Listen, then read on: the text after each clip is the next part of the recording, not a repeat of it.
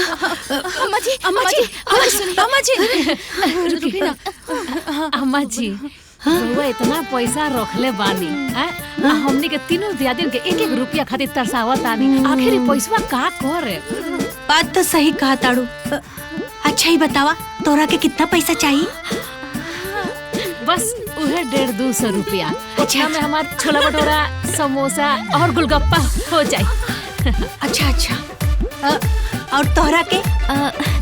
3 लाख। वो काहे खातिर? वो IVF से बच्चा के प्लान कैले बानी। अच्छा, सुई वाला बच्चा। हाँ। अपना दम पे तो बच्चा पैदा होइए नहीं के सकत ना। और दुल्हन, तोहरा के कितना पैसा चाहिए? ज्यादा ना, 16,000 रुपया। हाँ, का करबू तू? पायल और जोधा बिछा किने के बा। अच्छा। और अगर हम ना देब तब? तो का मुँह में अपना छतिया पर लेके जाएम का? ए माँ जी, कफन में जेब ना होला, सब यही जी रह जाई। धन के 3 गो रास्ता होला माई, बतावा ना छोड़। दान, भोग, न तो नाश। दान तो रवा करे नी ना। भोग भी तो ना खुद करब ना, हमनी के करे दे। फिर नासे न होई। बात तो सही कहा ताड़ू ए दुल्हन। अरे तू लोग तो हमार आँख खोल देलू। तो दे पैसा। हाँ हाँ, काहे ना, पैसा चाहिए। हाँ हाँ, पैसा चाहिए, पैसा चाहिए, पैसा चाहिए, पैसा चाहिए। कारे कुकुरिया, तोहनी के बाप देले राने हमरा के पैसा। अगर हमरा पैसा पे नजर गड़लू ना तो आँख फोड़ दे। हाँ, और हमरा पैसा के बारे में उठपटांग बोलू ना तो मुंह सिल दे। हाँ, और ओकरा से मन ना मानी ना, ऐजा पकड़ के मुंह खून दे। भाग यहाँ से। हाँ, आई हैं सब जनी हमरा के उपदेश दे। भागा, पैसा चाहिए।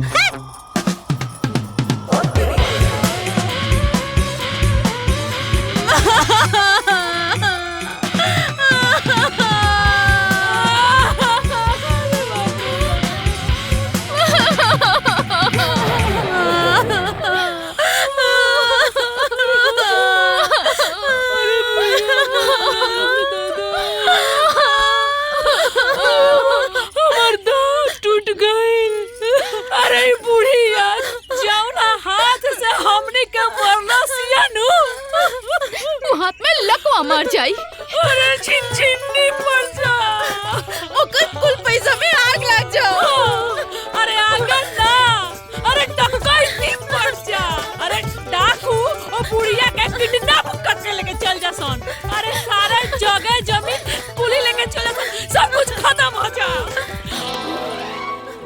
ये छुटकी, जरा हेने आवा, आवा आवा। ये काम अगर हमने कर दी सन तब कौन काम है? ये है कि हमने के डाकू बन के बुढ़िया के अपहरण कर लिया जाए और फिर फिरौती में पैसा मांग लिया जाए तब। वाह छोटको, ये आइडिया तो एकदम मस्त बा। अरे बुढ़िया के किडनैप करके सारा पैसा मांग लिया जाए, बाजार जाके गुलगप्पा खाइल जाए, सारा पैसा उड़ा दिया जाए। अरे ये बुढ़िया, अरे 1-1 रुपया खातिर हमने के कितना तरसा दीदी ना दीदी लोग वो डाकू साकू होई, गोली वोली चली और जान चल जाई तो ऐसन पैसे का फायदा? हमें प्लान के हिस्सा नहीं कि भाई। ए चुप बैठ, प्लान फाइनल। डाकू बन के बुढ़िया के अपहरण होई तो होई। ठीक बा दीदी, आप कहानी मने भगवान कहानी।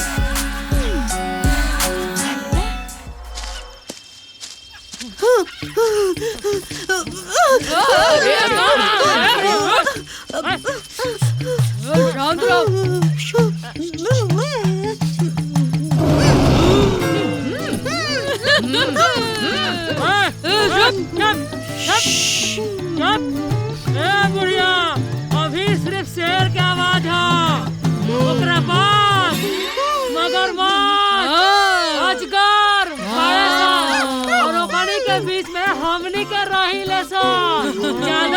खर्चा कइलू त धोक ओय में झोंक देम सा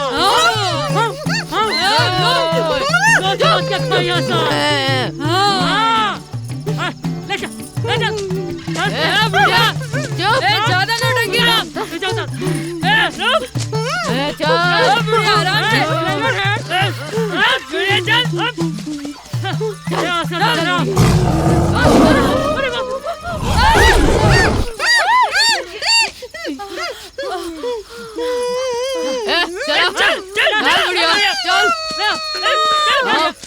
चल बैठ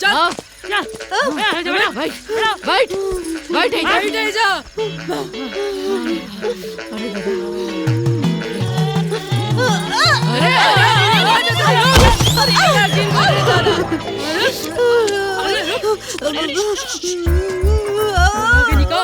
हमनी के कर अपहरण कली बानी जा अपहरण कैला के बाद बुढ़िया से फिरौती के पैसा लेवे के बाद सही कहानी ना डाकू बुढ़िया रुक बुढ़िया तोड़ खोपड़ी उड़ा दी का सबसे खतरनाक डाकू हमनी के बहुत बड़ा गैंग बा। हमनी के नाम से थर लोग कापेला। नाम का बा झूलन देवी। बुढ़ियो तोरा के हमनी के अपहरण कैले बानी सन। कुछ कह के चाहतिया बुढ़िया। हाँ का बोले तारे रे बोल। हे डाकू जी, हे झूलन देवी, बसंती जैसे गब्बर के सामने नचले रहा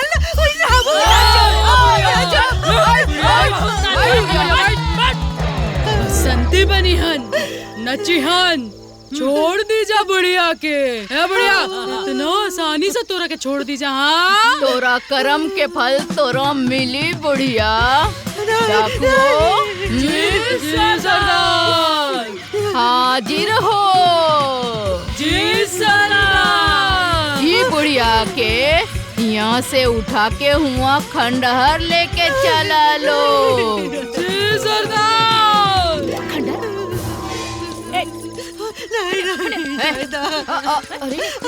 अरे खंडर कौन सा खंडर? खंडर तब से अच्छी सरदार जी सरदार करके बड़ा सुनने का तेरा शौक लगल बा। तेरे बाबूजी खंडर बाप के देखो। चुप है नहीं आबो।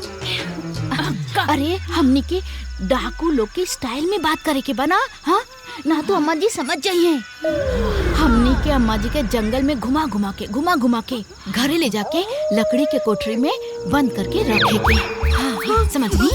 अच्छा ये बात अब राउर दिमाग के ट्यूबलाइट जलल का? तहार ट्यूबलाइट जो तो पहले खाना बताओ। से कहानी भर पड़ो डाकुओ। जी सरदार। यहाँ वा। जी सरदार। बैठ। डाकुओ। जी सरदार। ई बुढ़िया के यहाँ से उठा के खंडहर लेके चला लो। जी सरदार। Follow me. हट बुढ़िया हट।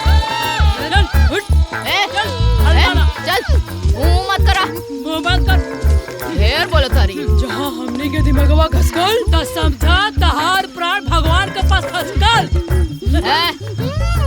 ई झुलन दबे के इलाका हा। दूर दूर तक कोनो बच्चा रोएला तो ओकर चाची कहेली। माई। हाँ ओकर माई कहेली ए बच्चा सूझ जा, झूलन देवी आवतारी।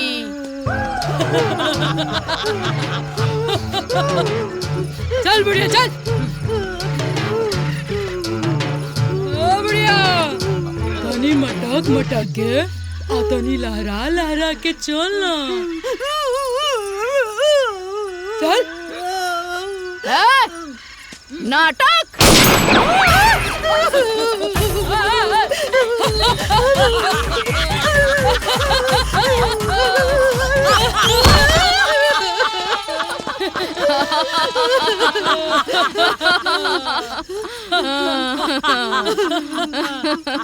ए बुढ़िया बहुत ज्यादा ही नौटंकी कैले बिया। चल बुढ़िया। माई बाबूजी अभी तक सुतले बड़न लोग का? कैसन बात करता रहा भैया?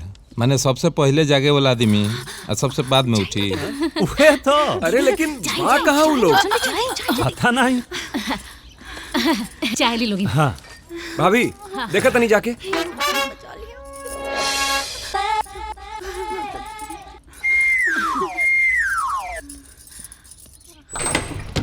माँ जी। अरे हाँ दीदी अरे कहाँ बालून? जल्दी आओ लोगी। का भइल दीदी?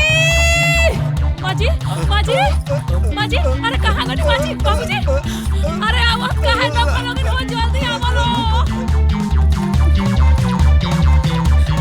आवतानी दीदी।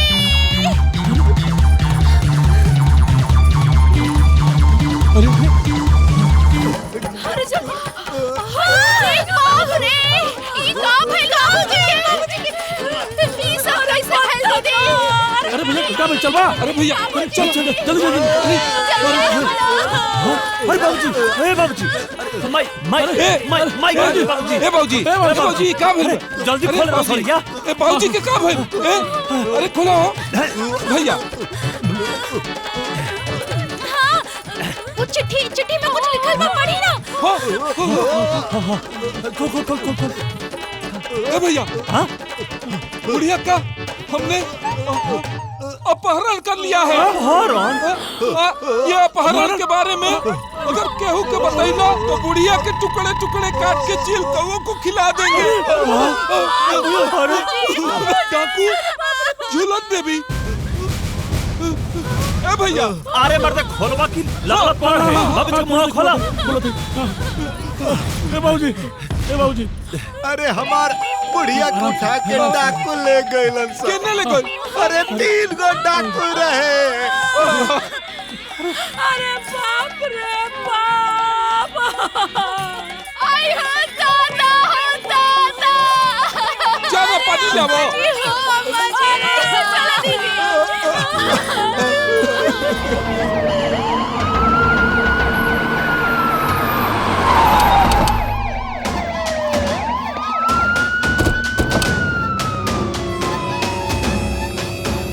घरा हो जी साहेब। का बात बा दरोगा जी?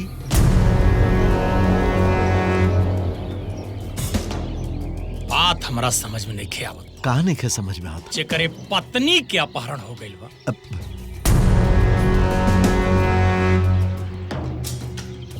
जेकरा माई के अपहरण भइल बा, और जेकरे सास के अपहरण भइल बा, वो अभी ले थाना में आके रिपोर्ट नहीं खेली खाइस। कौनो न कौनो दांव पेश त जरूर बा। ओइसे कलयुग में केहू के ऊपर भरोसा ना कइल जाला, चाहे वो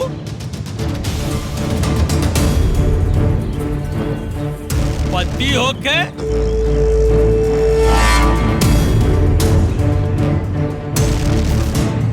चाहे वो बेटा या पतोह।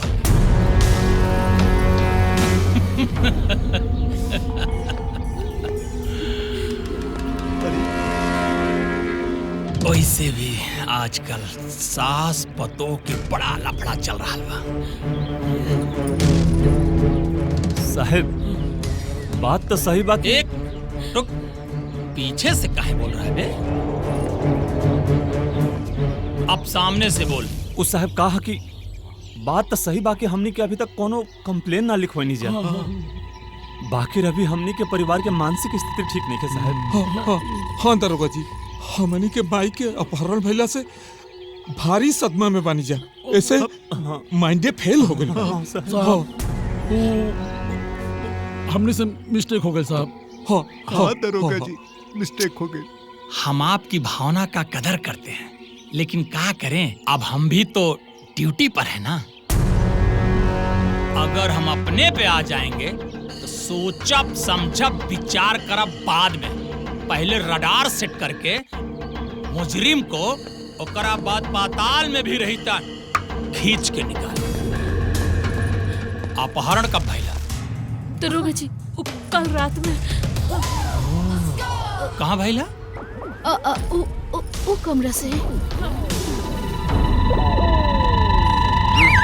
जी सर।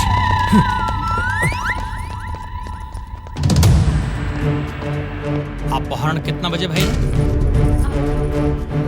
अपहरण राती में भइल बा तो हमने के कैसे पता हो कि कितना बजे भइल है अपहरण दरोगा जी? आई देखी सबूत।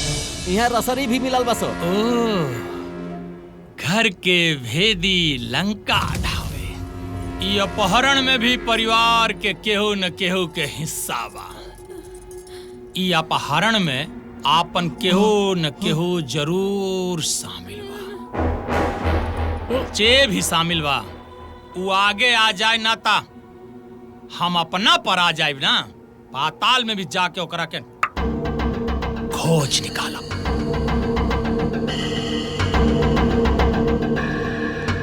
केहू पे शक? अब ना साहब। दिमाग पे जोर दी, ध्यान दी। आपसी तालमेल कुछ गड़बड़? आपस में टुन्न पुन, लड़ाई झगड़ा बच्चन में, परिवार में? साहब है तीनों पतो अपना सास से लड़त रहली हा साहब। अरे अरे अरे अरे अरे बाबूजी ये का कहता नहीं? सास बहू के झगड़ा तो हर घर में होला ना। हाँ जैसे कि सर जी थोड़ा देर पहले ही कहलन। हाँ हाँ हाँ हाँ हाँ। अरे दरोगा जी असली बात हम बताओ तनी। ई बाबूजी बानी नु रात दिन अम्माजी के तिजोरिये पर नजर रखत रहनी। ए पतोहू ई का बोलत आड़ू औ ना त का रउआ बढ़ई तो अब हमने की चुप रही का? हमने के कुछ ना बोली। बताएं सर जी बाबूजी ना कबो कबो अम्मा जी के चश्मा निकाल के पैसा चोरी करत रहलन। हाँ।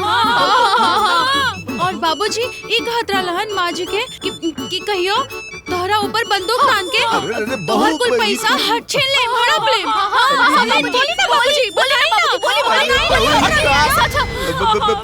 ई तो हम मजाक में कहत रहनी है। अब आपे बताई केहू अपन मेहरारू के अपहरण करी का? निर्दोष बानी जी, हम बेकसूर बानी। कल के पेपर में छपाई एक मनसेदू अपना मेहरारू के पैसा खातिर अपहरण कैलस। कनी ना हम निर्दोष बानी। ऐसे आप हमारे बाबूजी को छोड़ देना साहब। एकरा कभी उठा। ए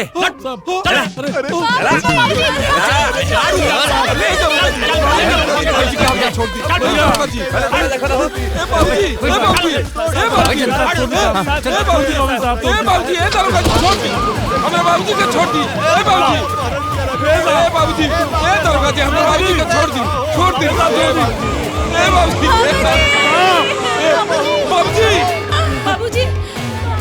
अरे दरोगा जी, अरे बाबूजी बाबूजी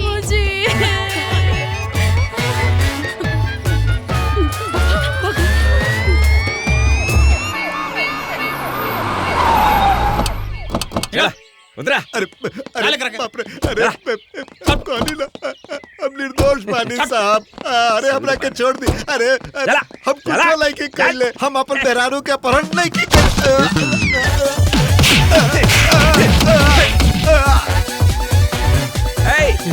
क्या देखा ताड़ा?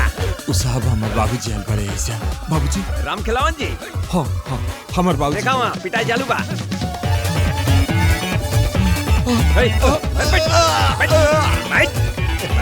बेटा अरे बाबूजी बाबूजी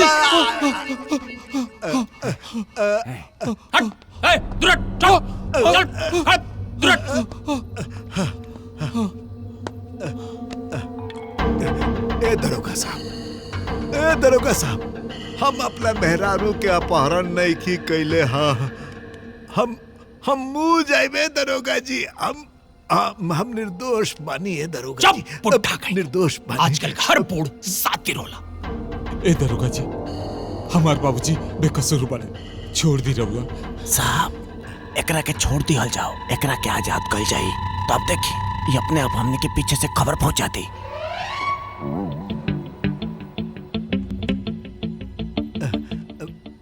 ठीक बा हम तोरा के छोड़ देता नहीं, लेकिन वो डाकू लोग के हर खबर तोरा के हमरा के इन्फॉर्मेशन देवे के पड़ी। बोल देवे कि ना? बोल देवे कि ना? सॉरी बाबूजी, सॉरी। दरोगा जी, सब इन्फॉर्मेशन दे जा। कहीं लोग से तबाहू देव जा। कुछ वो खबर मिली नु तो हमने के बता दे जरूर के। अब बाबूजी के जाए दी, हमने के छोड़ दी। ठीक बा, चल लेके। हाँ चलिए चलिए संभाल के बच्चे। अरे खाता रे। चलो ए बेटा खाता। बाबूजी भैया आराम से छोटू, आराम से बाबूजी, बाबूजी आराम से। हाँ भैया हाँ। अरे जा लोग अंदरवा जाके तेल में जे हल्दी गरमा के लेके आओ। जा जी बाबूजी का आराम से बाबूजी। बहुत दर्द है बाबूजी ना। दर्द होता बहुत मजे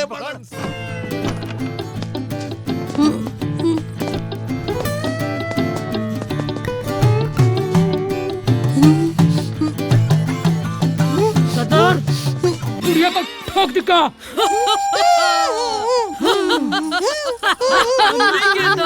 मजाक करता निसार। ए बुढ़िया उठ।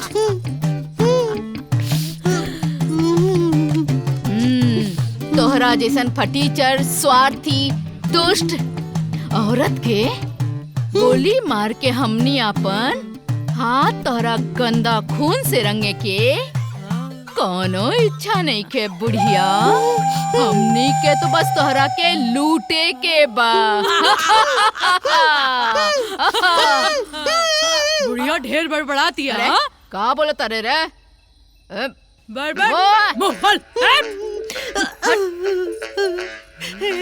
हे डाकू लोग, हमरा लगे कुछ नहीं के बा, हमरा के छोड़ दे। हमरा के छोड़ दे। हमनी के पता बा तहरा पास बहुत पैसा बा। बुढ़िया बड़े डाकू सरदार, ई बुढ़िया के बुढ़वा के फोन लगावा। जल्दी लगावा। हाँ बुढ़िया ढेर फड़फड़ा दिया। देखा तो केकर फोन है? हाँ लाओ देना, लाओ हमके दो। हेलो बुढ़िया ढेर गोली ठोक दे, अबे मार दे। हम डाकू झुलंदे भी बोला तानी।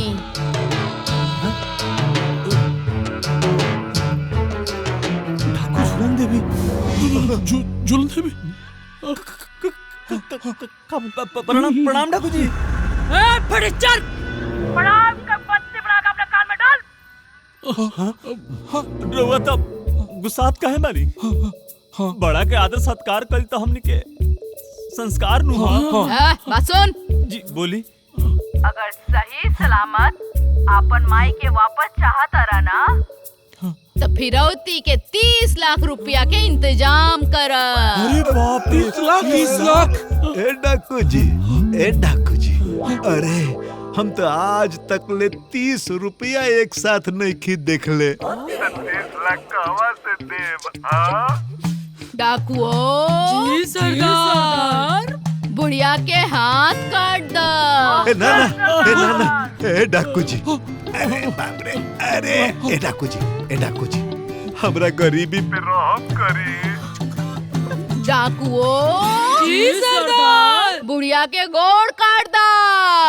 अरे ना डाकू जी, हमार बूढ़ी के हाथ गोड़ मत काट। हम 30 लाख देव। 30 लाख देव, बाकी 2 दिन के मोहलत दे दा। डाकुओ जी सरदार, का विचार बा? दिया जाए टाइम। अब 2 दिन बाद फिर कौन जाए? करला पैसा के व्यवस्था। और हाँ, अगर कोनो होशियारी कैला के कोशिश कैला ना तब बुढ़िया के लाश मिली, लाश। अरे ना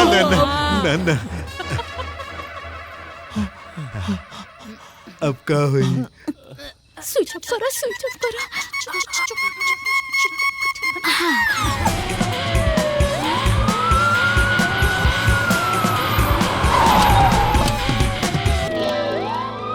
क्या बता रहा है? प्रणाम दरोगा जी। दरोगा साहब, का बात दरोगा साहब? वाह राम खिलावन जी, गजब का खेल खेलते हैं आप लोग। आप अपनी पत्नी और बच्चे अपनी माँ का खुद ही अपहरण कराते हैं। हाँ? उसके बाद आप लोग पुलिस के भी खबर नहीं खेदेला, और जब पुलिस दबिश देवेला तब चुपचाप एक डाकू के बहाना बता के एक नंबर देवेला, और जब नंबर पुलिस ट्रेस करेली ओकर लोकेशन ई घर। रउआ ऐसा कैसे? लगा था ही बुढ़ाऊ पुलिसवन के नंबर देखल दीदी। अब का होई? हमने के लगा तो फंस गए नहीं जा। अरे इधर आवा, इधर आवा।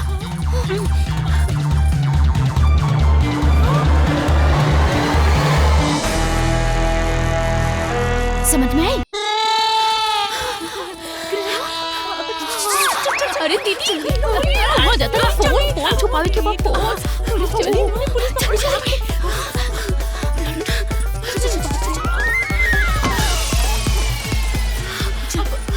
जल्दी चलिए।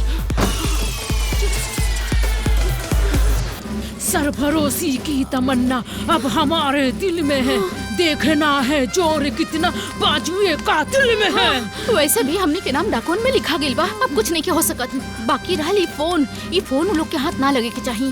हाँ, एकरा के अंदर अरे छोटको पन्नी पन्नी पन्नी ले आवा, पन्नी जल्दी करा, ले आवा।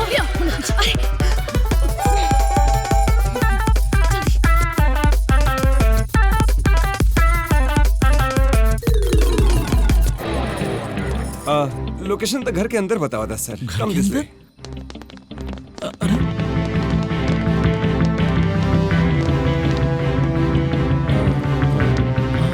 दिस साइड।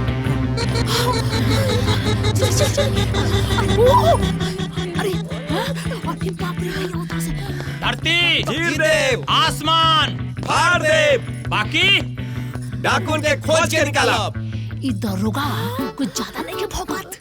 एकरा भोके दा, लेकिन ई लोग के फोन के लोकेशन ना पता चली। अगर हमने के पकड़ा जाल जी तो हमने अरे चुप। अरे ई घर के कोना कोना छान मारा लोग। नो सर, कोना ढूंढे के कोनो जरूरत नहीं के।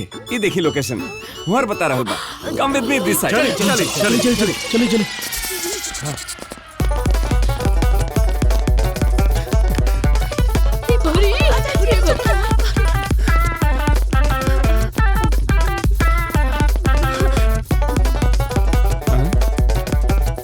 दिस साइड, यस। हाँ, इधर।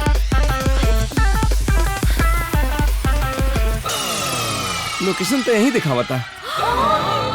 खोजो। सर तन पकड़ी ता डंडवा पकड़ी। प्रोटोकॉल का पालन करो सीनियर जी ऑफिसर। सर, जी सर।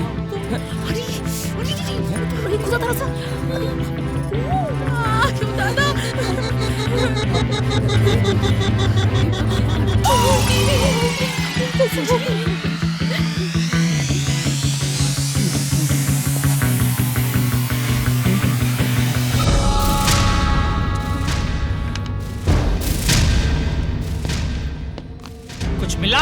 साहब कुछो नहीं मिल रहा है। पर सर लोकेशन तो यही का दिखावा था। देखिए। इहो तो हो सकेला कि डाकू यहाँ आके एजा से फोन करके और एजा स्विच ऑफ करके चल जाता हो। कैसा? हाँ, हो सकेला। बोलिए ना दीदी। हो सकेला। हाँ सर। काजी ऐसा हो सकेला? हाँ, हो सकेला सर। क्या कि लोकेशन तो यही का दिखा रहा बा।